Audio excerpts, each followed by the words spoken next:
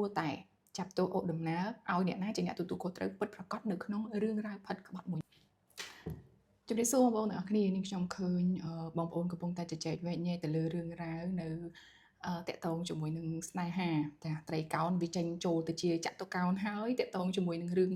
តន្ត្រីដែលអីគេសេនាងច្នៃម៉ូដចឹងណាឈ្មោះដូចខ្ញុំទៀតណាកន្លែងនេះនេះខ្ញុំឃើញបងប្អូនពីដំបូងអាណិតខាងស្រីដែលគាត់ចេញវីដេអូប៉ុន្តែក្រោយមកគាត់គាត់ថាសំមុខដដែលរបស់គេដូចគ្នានៅក្នុងដំណើរជីវិតរបស់មនុស្សម្នាក់ជាពិសេសគឺជីវិតគូនឹងតែម្ដង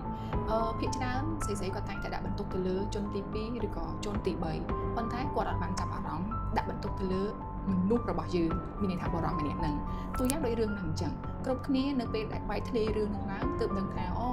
គាត់ជាអ្នកទី2ចាខាងនោះគេជាអ្នកទី3ហើយកំណត់គ្នាទៅបន្ទោសជេរបន្តិចដាក់សារទៅលើតែនារីទាំងពីររូបហ្នឹងថាសមហើយគាត់សាហាយហើយនឹងសាហាយដូចគ្នាអញ្ចឹងទៅប៉ុន្តែ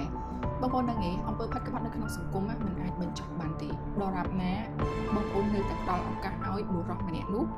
មានសេរីភាពមានការដើរហើរបន្តទៅចាប់អ្នកនេះចាប់អ្នកនោះបន្តទៀតនៅក្នុងចំណុចហ្នឹងគឺមានន័យថាអញ្ចេះនៅពេលដែលមានបញ្ហាកើតឡើងបងប្អូនអត់បានសម្លឹងទៅចាត់វិធានការទៅលើបរិបទម្នាក់ហ្នឹងទេបងប្អូនបែរជាទៅចោទដាក់បន្ទុកមនុស្សស្រីទាំងនោះនាងខ្ញុំមិនមែននិយាយខាងជើងទេណាប៉ុន្តែនាងខ្ញុំឲ្យបងប្អូនទាំងអស់គ្នាវិរកមជ្ឈមបាយទាំងអស់គ្នាដើម្បីចូលរួមដាក់ឲ្យចំគោលដៅចា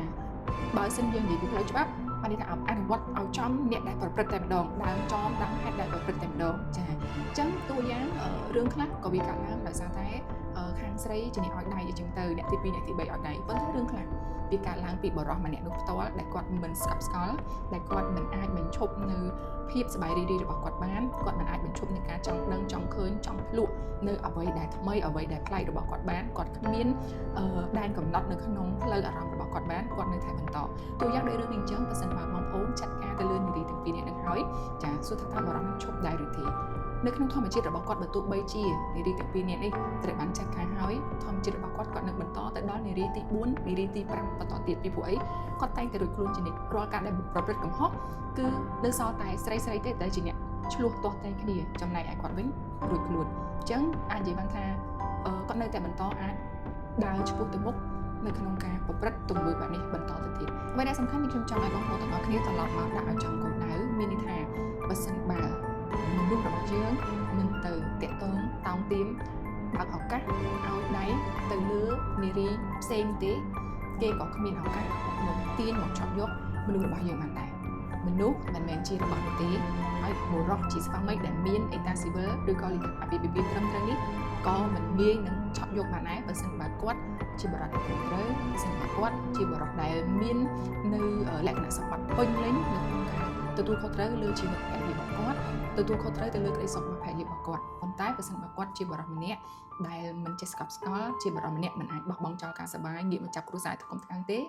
ទោះបីជាអ្នកមានអេតាស៊ីវិល4-10ជាន់ទៀតក៏ទុកគេអត់ជាប់ដែរហើយមួយវិញទៀតអ្វីដែលសំខាន់បើយើងនៅតែបន្តនៅពេលដែលមានកំហុសយើងព្រួតទឹកដាក់បន្ទុកតែខាងស្រីយើងមិនបានអនុវត្តទូទាត់ទៅលើបរិបទនោះទេទៅថ្ងៃមុខចាប់រឿងនេះស្ងាត់បន្តិចគាត់នឹងប្រព្រឹត្តទៅធ្វើតទៅមុខបន្តទៀតប៉ុន្តែមុននេះខ្ញុំនិយាយថាអេតាស៊ីវិល4-10ជាន់មិនអាច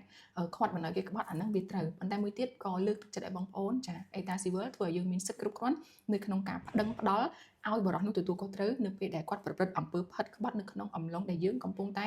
មានចំណងអាពាហ៍ពិពាហ៍ដោយស្របច្បាប់